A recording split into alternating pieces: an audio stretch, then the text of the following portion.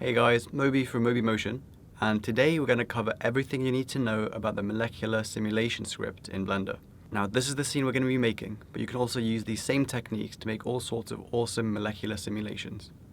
Now before we jump into Blender, we'll have to download and install the molecular script. So head over to the website, and I'll have a link to this in the description below, and download the appropriate version for your system. So I'm going to use Windows 64. And look for the latest version that you can for your computer. Make sure you remember where you save it. Now there are two things to bear in mind if you're using a Mac instead of a Windows computer. Firstly, it might break if you use multi-threading, and I'll show you how to change threads later on, so look out for that. And if you're using a Mac and you're getting lots of crashes, then try turning down the threads to 1. The other thing to bear in mind on a Mac is if you download it and it's not in a zipped folder, it might be that Safari has unzipped it automatically. So all you'll have to do is right click on compress, and it'll put it back into a zip folder, because you need it as a zip to install it in Blender. Open up Blender, go to File, User Preferences, Add-ons, Install from File, and navigate to where you downloaded it. Select the file and click Install from File. Now you should see it pop up like this. If it's not ticked, tick it here and then save user settings, and that'll mean that you can use it next time you open up Blender and you won't have to install it each time. Let's save our file so we don't forget to later on. Now let's make the basic scene that we're going to add the molecular script to. Delete the cube, delete the lamp, change the cycles. Let's have a look from the front, and let's add a plane. Scale it 8 times so it fills up the ground plane. Now I'm going to go to the camera view with 0, press Shift F so I can move it around, and use W, A, S and D to move it, and I like to have it on the left side. I think it looks better from over here, so I'm going to give it a view where it can see most of the plane. Now select the plane, go to edit mode with tab, and extrude it about 4, and that'll be in the Z-axis. Now this has given us a cube, and we wanted to have an open top. So while this top face is still selected, press X to delete, but only delete the faces. And now it's left you with this open tray, and that's what's going to hold our simulation. The only problem is that if we go to our camera view now with 0, you'll see that, well, you can't see into the tray. Let's fix that by making a duplicate of this tray and naming the duplicate collision. Now with this collision box, give it collision settings, give the particle damping 0.5, and give it a small amount of friction as well, 0.2. Go back to your other plane and call it visible, because this is the only one that we're going to see in the final simulation. And to make sure that it doesn't obstruct our view, we're going to go into edit mode with tab, select this vertex which is closest to the camera, and delete it with X, and make sure you click vertices. Now it doesn't look like much has changed, but if we select the collision object, the one called collision, we scroll down here and change the maximum draw type to wire, that lets you see the other object, and you can see that it has this cutout towards the camera which lets us see into the box completely. Now we're ready to make this more interesting. To introduce you to every part of the molecular simulation script, I'm going to add 3 elements to this scene that show you different parts of the script. The first thing is really simple. We're going to have a cube made up of balls that are linked together, and the cube is going to fall. So very simple, just to get started. We'll start off by making the cube and grab it in the Z-axis about 10 times and scale it about twice. Now go to the particle settings menu, and you'll see this new option called molecular script. So to activate it, you'll have to add a new particle system. Go into wireframe mode with Z and change your start and end frames both to 1, because we want all of the particles to appear on the first frame. We want this cube to start off in the animation made up of balls already. So while we're here, change the emit from to volume so that the whole shape of the cube gives off particles, and change this to grid, which will give it a nice ordered pattern of the balls that it gives off. We don't know how long the animation is going to be yet, so I'll just make the lifetime 5,000. It's a really high number, so it's definitely going to be enough. Scroll down, make sure that cache step is 1, but it should be by default. We're going to leave the velocity at default because we want this to drop like it was dropping just by gravity. Now scroll down and we get to size, and this is a really important factor. But if we change this, we have no idea of what that really means in the scene. So we're going to go to the side view with 3 and press 5 to make everything orthographic. And now we scroll down and under display, click size, and that lets you visualize how big these particles are going to be. So let's change this down so that the particles are just about touching, and 0.2 works really well for this cube. Now it's time to start playing around with the molecular script. To save myself some time, I'm going to drag down a new window and scroll all the way down. This will become important in a second. Scroll down until you see Start Molecular Simulation Free All Bakes, and make it a bit bigger so you can see the options that are above them as well. So you'll want to see molecular substep, CPU, and all of these settings. Now we're going to use this other window to play around with the settings, and this window is just really handy to have so that we can quickly bake, free bake, bake when we tweak lots of things.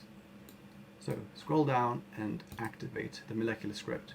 Now this first setting we are going to choose. So our different particle systems later on might have different sizes, and what this option does is it makes sure that a bigger ball is going to be heavier than a smaller ball, and it makes sure that everything reacts more realistically.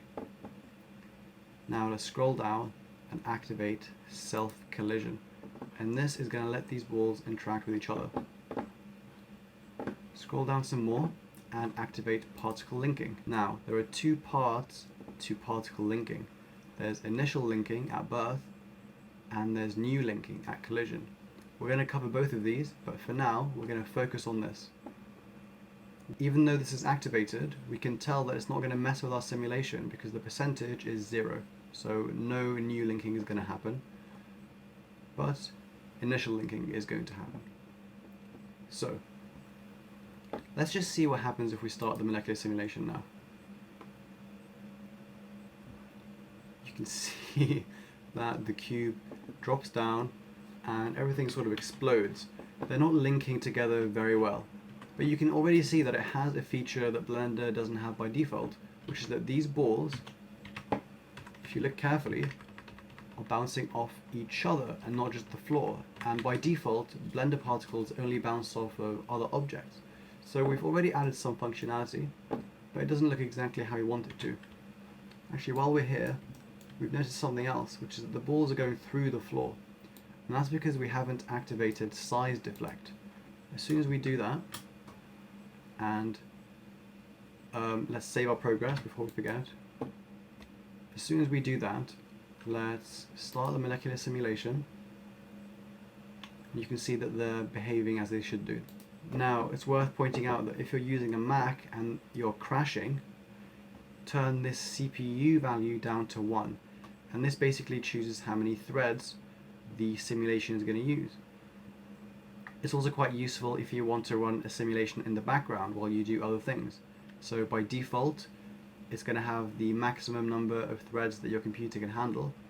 But if you want to do other stuff on the side, like browse on the internet or work on another project, you can turn this down to 6 or something, and it'll save you some CPU power that you can use for other things.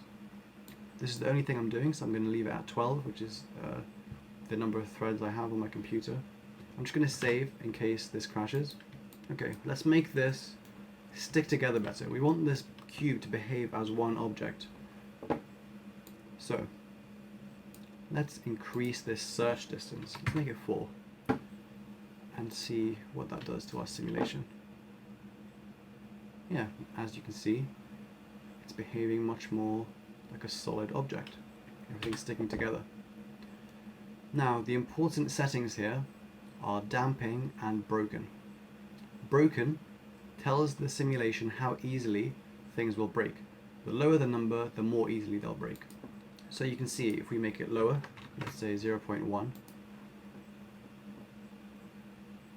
cube shatters a little bit, it starts to come apart.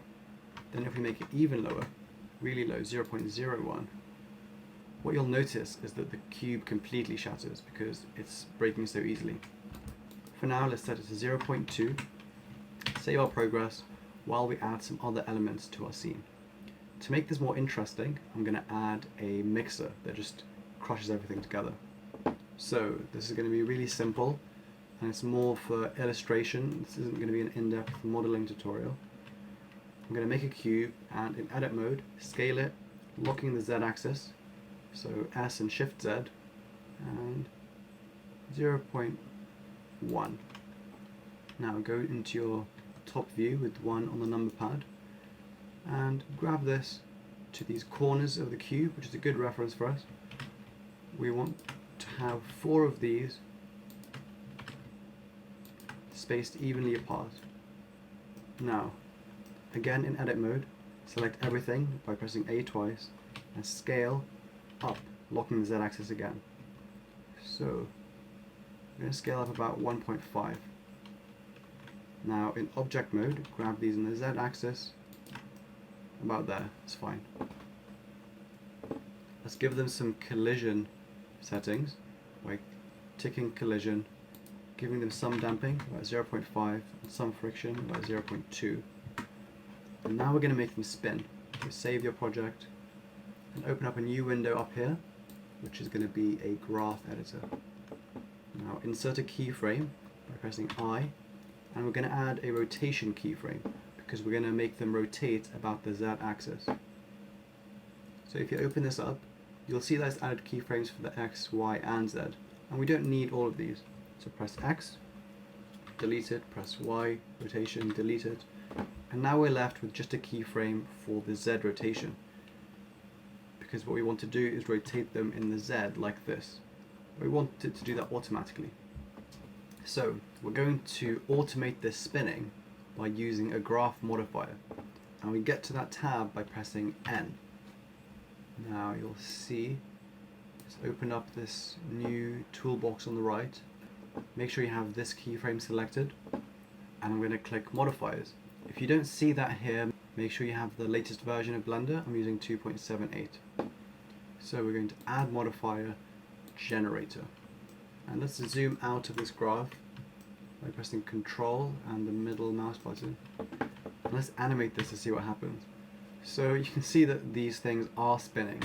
They're spinning way too fast. Let's open this up so we can see what's happening. Now, we want it to start off spinning really slowly and then to speed up gradually. And the way we do this is with a poly order of 2. Basically what we're doing is plotting a graph of Y and X, Y being the rotation and X being time in our scene. So it's this value plus this X squared, and this X value is a constant rate of rotation, and because this is X squared, it's going to accelerate as the scene goes on. I'm going to try 0.0001. You can see it starts off nice and slow, and by frame about 1000, it's spinning at a nice fast speed. So you can see that this cube falls, but it doesn't get hit by these blades. That's not a problem. We're going to go to the top view with 7 on the number pad, and we can close this actually. Right click here between the 2 windows and click join area, and now if you left click up here, it joins them this way, and we're left with just this big 3D view.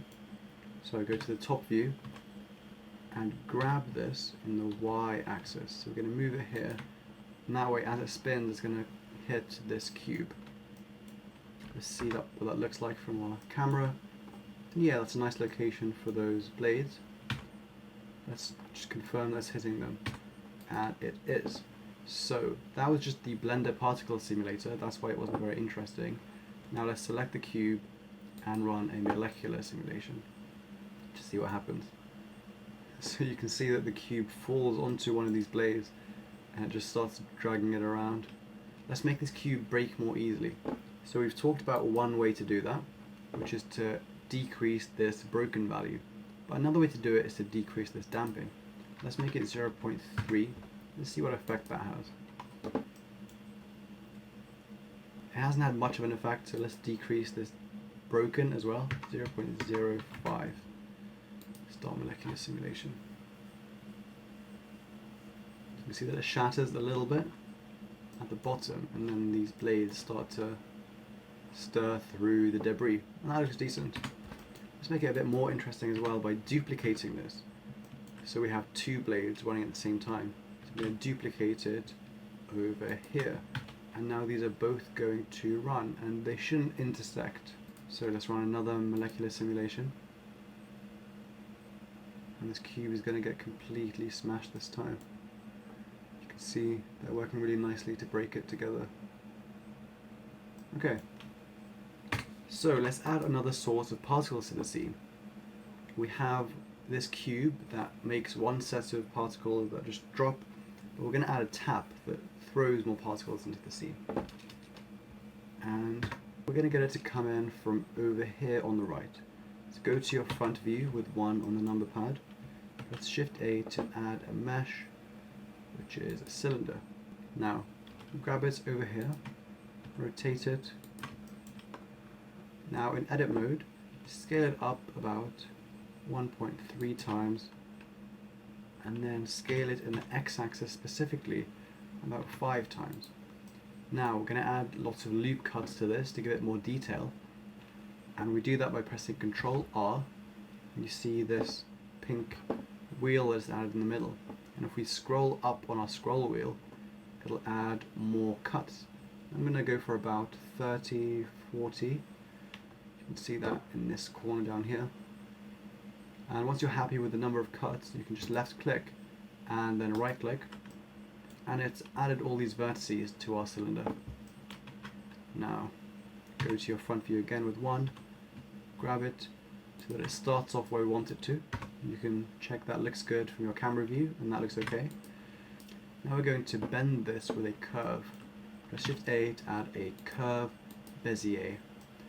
Now we're going to grab it so that it starts off where this cylinder starts off, and we're going to select this first point, and in the top view rotate it so that it's straight. Now go back to your front view, and we're going to shape this cylinder with this curve, and you can do that like you would model most things by extruding, rotating the new point, extruding again, rotating again, extruding again, until the curve is hidden by the box. Now select the cylinder, add a modifier, which is going to be a curve modifier, and select the Bezier curve as the object. Now it has this nice curve to it. The cylinder isn't hollow yet, so I'm going to go into edit mode and hold down Alt and right click here, and that selects this loop of vertices. Now press E to extrude, S to scale straight away, and about 0.8 works well. Now extrude again, and we're going to extrude it part way into this cylinder, about there.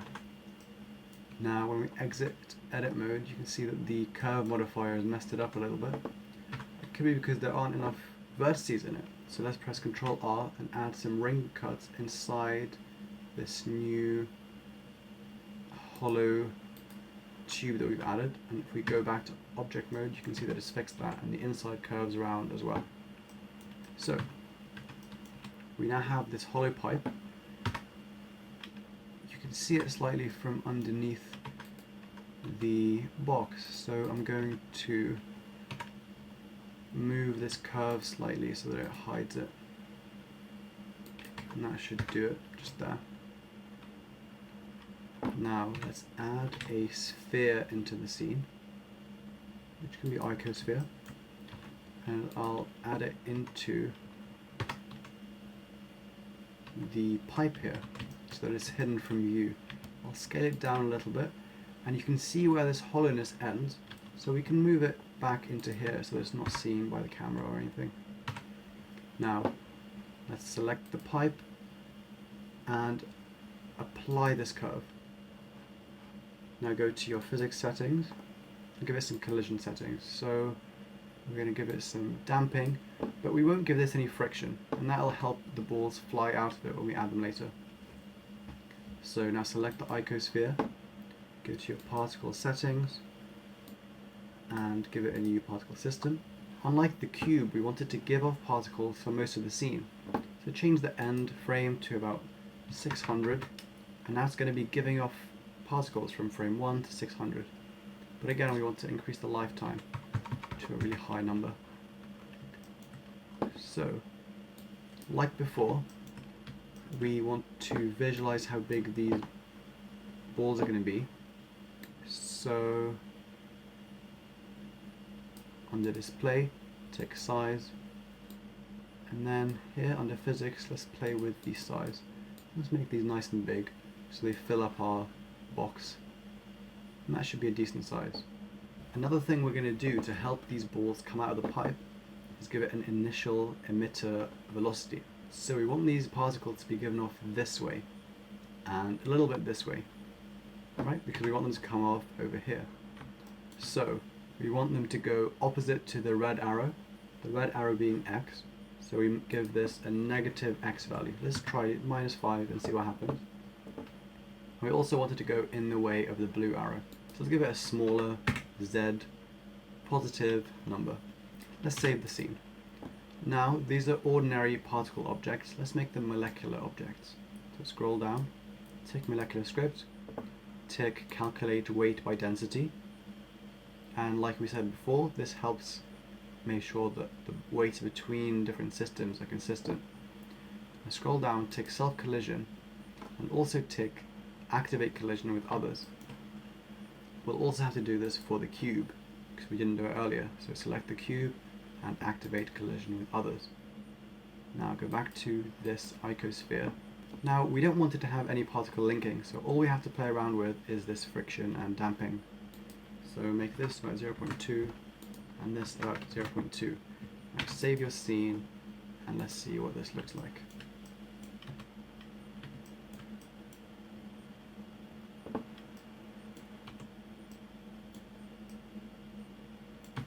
Yeah, so the cube behaved like it did last time, which is exactly what we want. It's giving off particles, but not enough. So let's give it a greater number of particles. Let's try 10 times as many, so 10,000 instead of 1,000. Now let's bake. Yeah, we're getting a nicer gush of particles from the top there. And you can see they're hitting this cube, so the interactions are working between the two systems. I'll come back in a few minutes when more of this is simulated. So if we run the first part of this simulation, this is what it looks like. And that's exactly what we want. And we've talked about most aspects of the molecular script. The one thing that's left is linking particles. So not like this where they're linked at the start, but particles that link after they're made. And we're going to do that with a new pipe. So select this old pipe and the sphere inside it, and just duplicate them with Shift D, and then go to your top view, rotate this new pipe -90, this is on the Z axis. Now grab it over here. So in your camera you'll see that there's the old pipe and there's this new pipe. And we're going to tweak the position, so we're going to grab it on the X axis, so it gives them off about here. Now you can see the bottom, so I'm going to select the pipe and then in edit mode I'm going to select this ring with Alt and right clicking. And I'm going to turn on proportional editing by enabling it, and now I'll grab this in the Y axis, and if you scroll with your scroll wheel it'll have a greater and greater influence until it's pushing a whole load of vertices out of your viewport. Okay, now because this particle system for the new icosphere is just duplicated from the first one, they actually have the same particle system, so changing this one will change the old one, but we want them to be different. So here, click this 2 and that'll make a second copy of that particle system, and we're free to play around with this as much as we want. So let's turn down the number of particles to about 3000, and we'll turn down the number in the first one as well, just to save us some simulation time. Now we've turned this down, but the volume of balls that we had earlier was a nice amount, and we can compensate for having fewer particles by having bigger ones. So I'll make this 0.3. And just to add some variety, I'll make this 0.4. Now we have loads of different sized particles. So we've now selected the second icosphere, which is going to make particles that link after they're made. Scroll down here, and you can see that it has the same settings as the old icosphere, and we can leave these collision settings, and we'll go to links, activate particle linking, and this second part that we glossed over earlier, this is what we're going to concentrate on this time. To stop initial linking at birth, we'll turn the search radius down to 0, and now it's not going to make any initial links at birth. But we want particles to link after they're made. This percentage tells you how likely the particles are to link with each other. So let's try 25. Now we can leave the rest of the settings as they are for now. Let's save our progress and run this simulation to see what it looks like. So the same things are happening as before. Oh, actually we forgot to turn size deflect on for this first icosphere. So we're going to turn that on. And also for this one, because they're copies of each other. So save your progress again. Go to solid view. I'm going to watch this from the camera view. And start your simulation. So we should get a lot of the same things that were happening initially, where these particles are giving off this tube, and these rotors, they break the cube and they mix everything together. Now this has been simulating for a little while, and this pipe is doing what we expected. It's giving off particles that link after they're made, but it doesn't look very pleasant. It just looks like it's giving off this mush that sticks together and it clumps together and just spins around. There are a few things we can do to stop it looking so clumpy and horrible. We're going to turn the size of these particles down, and we'll also make this pipe narrower so everything comes off from a smaller nozzle. So select the pipe, scale it down about 0.6, and now from your side view, grab it so that it still comes off over the edge. Now you can see it's intersecting, but actually we don't see that part of the pipe anyway, so we can delete the whole thing. We can hold Alt, right click here to select a loop, and press Ctrl plus, and it'll select more and more vertices. It's a really useful shortcut. We're going to stop around there and delete all of those with X. Now this icosphere also needs to become 0.6, the size of the original, and we'll place it back to where it was in this smaller pipe. Now let's save everything and see what it looks like. Yeah, so this pipe is giving off particles that are linked together, but it's more subtle than before. Maybe 0.1 is too small. I'll try 0.2. Save and start the simulation again. You can see they come off, and when they're hit by these blades they just sort of bounce off. Let's make them a bit more fragile so they break like this cube did. So under new linking, we'll turn this broken down to 0.1. Let's try that.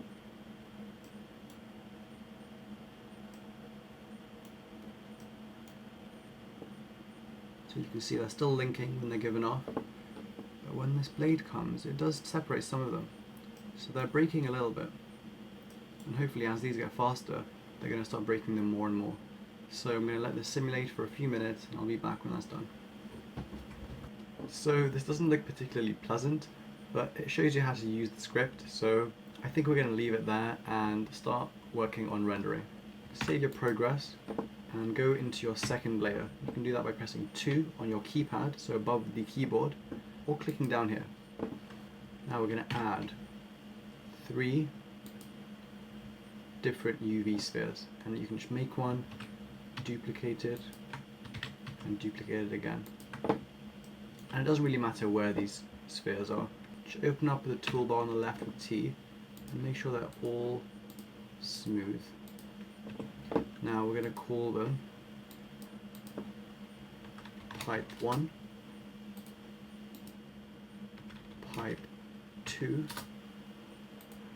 and cube. Actually, don't call this cube because we already have a cube called cube, so it's going to get confusing enough. Call it cubes particles. These are going to be the particles that are given off by our different sources, so I've named them after the source that gives them off. Now let's give them some very basic materials to start with. I'm going to pick pipe 1, give it a new material, make it a simple red diffuse material. Pipe 2, I'll make it maybe like a pasta color because it looks a bit like pasta being made in a pasta maker. So this sort of orange. I'm going to select cube particles and give it a basic blue material. Select the cube, and then under the particle settings scroll down to render. Open up render and tick object, and this lets you choose an object to use for the particles. We're going to use cubes particles and untick emitter. That just means that we don't see the actual cube object in our final simulation. Now if you run this through, you'll see that because render is ticked under display as well, so you can see that it looks different from the other ones, and you now have these UV spheres instead of the particles. You can preview this with Shift Z and you can see that these balls are there. Now this collision cube is still in the way, so we're going to go to the Object tab and under Cycle Settings just untick everything. Now if we save and render again, you can see that it's gone from our view and we only see the cube that we wanted to see. The whole scene is very dark, so let's turn up the ambient lighting to pure white 0.5 and give it a sun lamp. Now in our camera view we can preview the render. We can only see this first set of balls, so let's add in the others as well. Select the first Ecosphere, go to the Particles tab, scroll down to Render, untick Emitter, press Object, and pick Pipe 1. We're going to do a very similar thing for the second Ecosphere. Untick Emitter, tick Object, and select Pipe 2. Now we can save our progress. If you get this error, you can press Control-Shift-S, Control-Shift-S to save as, and then you can give it a new version number, and that should save fine, and you can go back and delete your old version. So we can preview the render with Shift-Z, and you can see all the particles now. Let's select these pipes and give them smooth shading as well, so you can't see the edges. And the colors aren't very nice. Let's just change them all. We can do that here. So we can select the Pipe 1 Ecosphere and make it less bright, less saturated.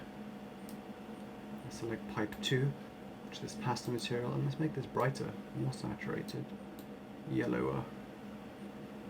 No redder, no yellower. Yellower. And this cube material looks okay. Now let's give everything a little bit of motion blur to make it look nicer. Open up a new window, make this a node editor, and tick use nodes. Now we can close this back up and go to your layers, passes, and make sure you have a vector pass. And you'll see that this speed little output has opened up. Now we're going to add a vector blur with Shift A, filter, vector blur, slot it in there, and connect Z up to the Z, speed up to the speed. And if we exit the preview and do a proper render of this scene now, we can see what this blur is going to look like. Yeah, and once that's done, you can see that the fast moving objects, which are in this first pipe, are being blurred really nicely. And everything that's moving should be blurred a little bit. So I'm going to render this, by selecting an output, which is going to be in the same directory that I'm in a folder called render. I'm going to output JPEGs at full HD. So I'll get back to you once this is finished rendering.